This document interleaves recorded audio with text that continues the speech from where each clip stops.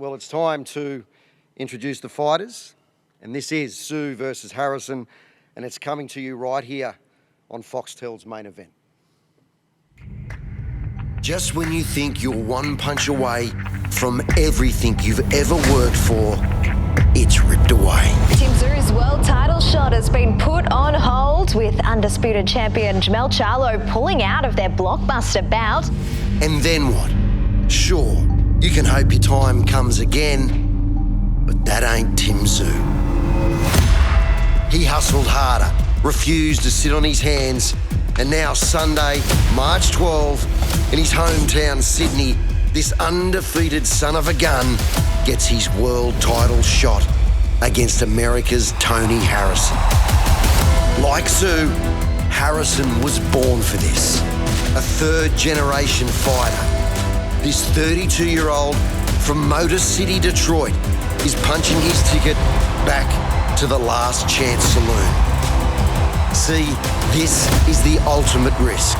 Harrison, he's a former world champion and the only man in history to beat the undisputed Charlo.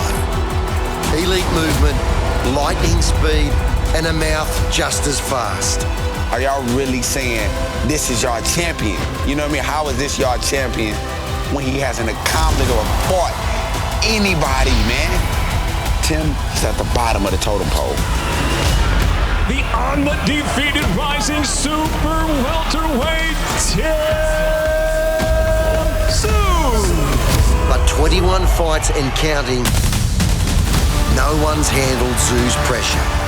2 decades since his Hall of Fame father Kostya's last World Championship fight in Australia, it's finally Tim's time. Tszyu versus Harrison for the interim WBO Super Welterweight World title. Sunday, March 12, live from Sydney, only on Foxtel's Main Event. Well, there you go. So first of all, let's please welcome live from Detroit, former world champion, Tony Superbad Harrison. And live here from Sydney, the #1 challenger for the WBO and WBC world titles, the undefeated Tim Tszyu.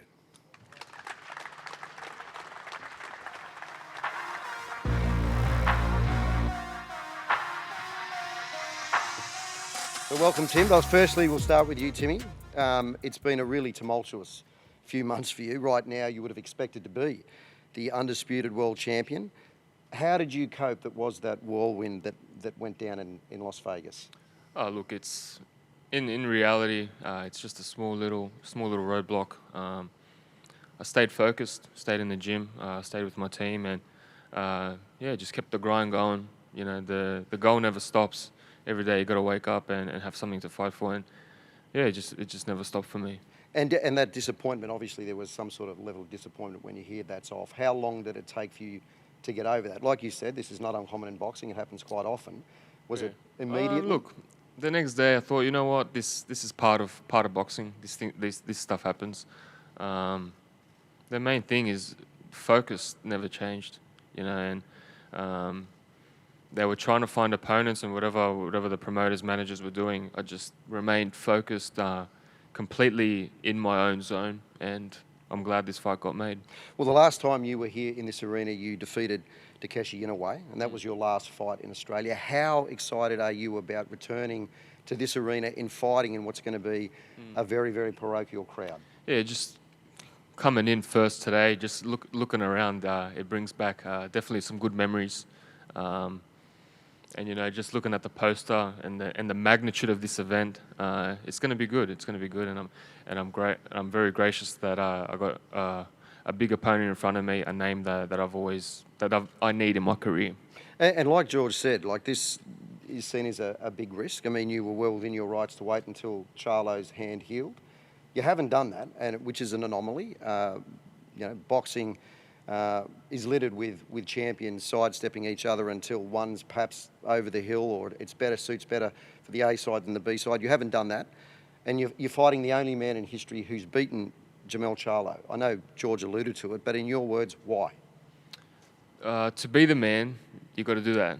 you know. And I've came into this sport not to just muck around, but to really take over. Well, look, Tony's loves talking. We've heard some of that, and he's already had some pretty frank words about you. He's called you basic, nothing special, like someone he'd seen in the park. What's your reaction to those comments? Is he underestimating you? Oh, for sure. I've been in the ring, and a lot of people say a lot of things. It wouldn't be the first time someone said the same thing that he said. But when they get in the ring, it's a dogfight in there. So talk is cheaper. Actions speak louder than words. So my main focus is to focus when the fight gets on. All right, well, so we've heard from Timmy. Now, Tony, firstly, can you react to what you've heard Tim just say? Your reactions. I like Timmy. I like him. I like Timmy. I like Timmy a lot, actually. So, you know, hey, Timmy, are we gonna be friends like this whole little press conference thing? Cause like, please let me know, man. Cause I just want to be friends. You know what I mean? But I really do like Timmy. I like Timmy. I like the people around him. I like his management. I like everything, man. I like that.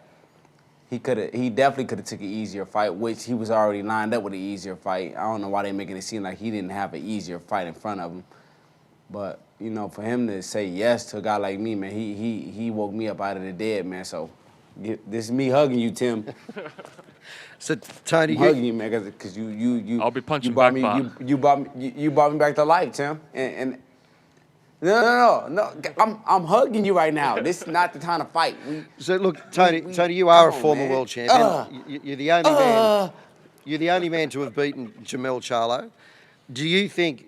Obviously, you're very appreciative of Tim taking this fight, but do you think he's made a mistake, or is he crazy for taking this fight? Of course.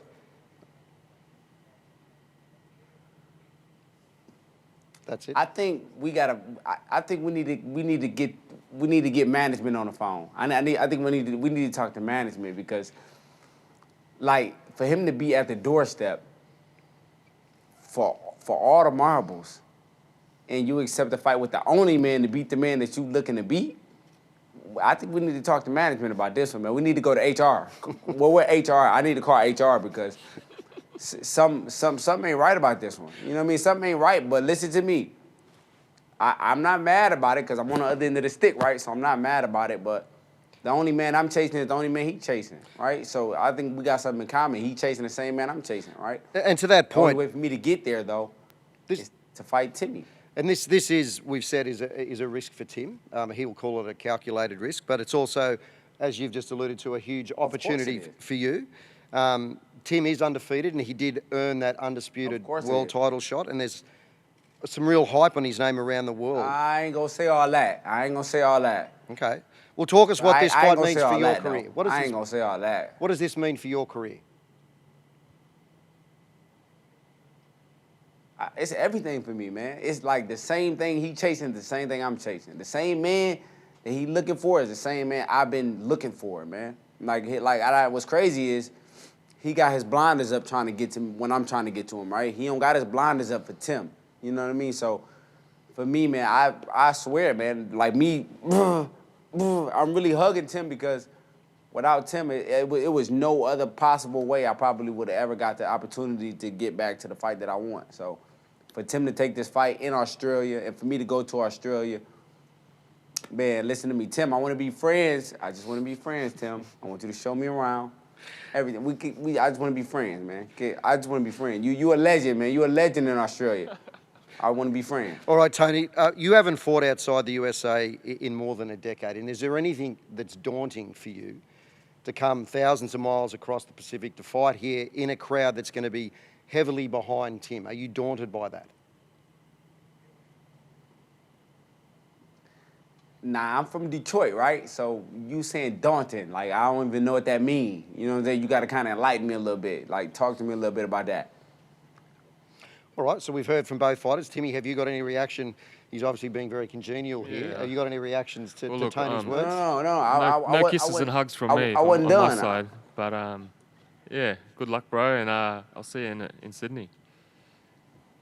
All right, I'm going to open up to the media now to ask any questions of both Tony and also Tim. Cody Kay from Fox Sports News. Timmy, I know that you've wanted to prove to everybody that you belong on this stage and at this level for many, many years now. How important is it to you personally now that it's right there to make sure that here in front of your home crowd, in front of a guy that seems to look past you, that you prove that you are the guy? Yeah, this is the name that I need. This is the name that 21 fights into my resume. This is the one that I need to wake all those boys up. Tony, you've already proven that you belong at the elite level, that you can beat the best fighters. When you look at Tim, and it seems like Charlo was the same, you both seem to look past him. What is it about him that you think makes him not belong here yet? Well, I don't look past nobody that know how to fight, man. I'm definitely not knocking. Like I'm in. Like I told everybody, man, I'm in a real fight, right? Anybody that steps around, I'm in a real fight. So I'm definitely not knocking Tim's ability to come in and fight. You know what I mean? I'm in a real fight, but I think the money behind him, the name behind him. I mean, it's so many people that I can put in front of Tim to say they need a title shot at Jermell Charlo than Tim Tszyu. Tim, to me, just hasn't accomplished or fought anybody or done anything. You know what I mean? So they just really just put the money up and put him right there. You know what I mean? But he's definitely a tough fighter. I'm not knocking him being tough, but my thing is when you look at my role and the things I had to do and the things that and the obstacles I had to jump over. I mean, he took the elevator. I took the stairs. So I'm just like, how did he get there? You know what I mean? Somebody just make it make sense to me. How did he get there? Well, I think from an Australian perspective, he cleaned out his own backyard. And obviously, when you come up against a young, hungry champion, that's a risk in itself. For you, you may not get another shot at fighting for all those belts again. So there's a lot on the line for both of you. I agree. I totally agree. But, you know, for me, I'm just like, he beat everybody in his backyard. You know how big his backyard is? I don't know if y'all can see me right now. Can y'all see me? This is how big his backyard is. You know how big the backyard that I'm fighting in is? Somebody next to me just said it's bigger than Detroit. That's the difference, right? So it's still,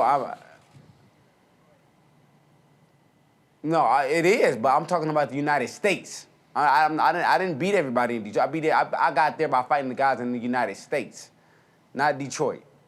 Don't get it twisted now. Tim, you must love hearing the this. The pool of talent from Detroit and Australia, come on now.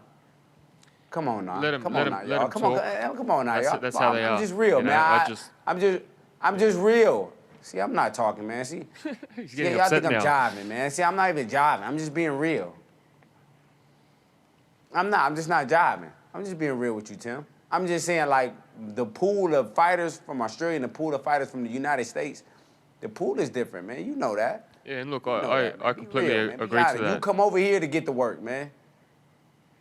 But that's all. That's all I'm saying. I'm not jiving nobody. I'm not talking shit. I'm just really being real with it. I'm being honest. We've got another question. Yep. Jamie Pandaran from the Daily Telegraph. Tony, you've spoken about not being impressed with his skill level. What in particular do you think he falls short in skill?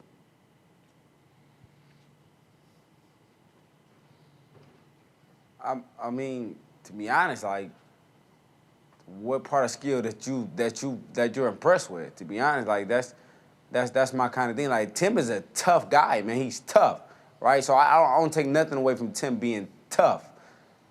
But skill, I like, what part of, when we talk about skill, like, I mean, what y'all look at and what I look at probably just is two different things, you know what I mean? But Tim is literally top of the line. When you say top of the food chain when it comes to toughness, Tim is up there.